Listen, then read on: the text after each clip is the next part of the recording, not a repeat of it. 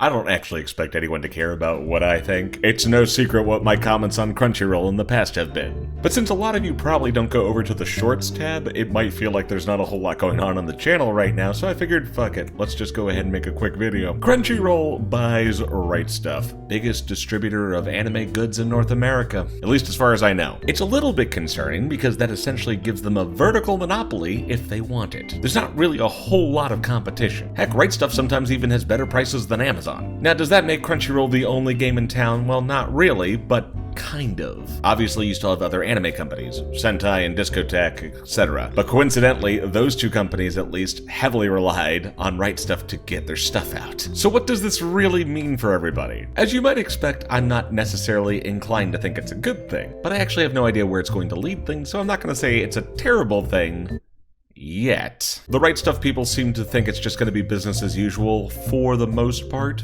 There's a big caveat there that I'll talk about in just a minute. And it is possible that Crunchyroll is just shoring up its business portfolio because, you know, well, just streaming might not be all it was cut out to be. Crunchyroll originals aren't exactly in high demand, but Crunchyroll also has kind of been moving in the direction of locking down the fan experience to be something that it exclusively offers. The merger with Funimation basically puts them as the premier anime streaming platform. Throttled video quality and all. You have Crunchyroll Expo giving people the fan convention experience, even though a lot of the biggest fan conventions are no longer run by fans. And while there's no particular reason that Right Stuff can't remain open to everyone, it's also possible that Crunchyroll could restrict or create preferential pricing systems for their content, or at least the content that they control versus everyone else. They're already doing that in one small case. The entirety of the erotic products section disappeared the same day that this announcement came out. Secretly, I'm keeping all of my invoices because I might actually be getting the last shipment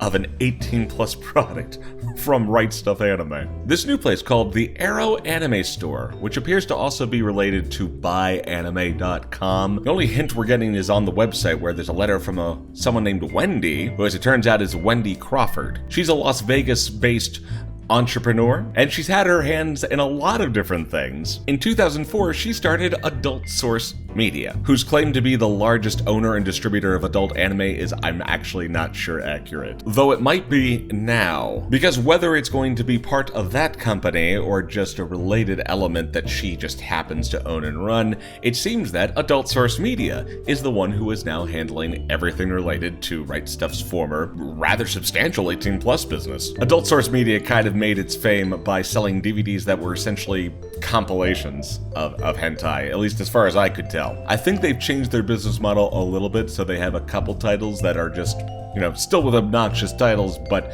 they're actually completed OVAs. But that was definitely how they used to do things, and which is why I basically never bought an Adult Source Media title, except one, for reasons. I got that one framed. I think what blew my mind the most was that the guy who runs Faku was on Twitter talking about how this was blindsiding to him.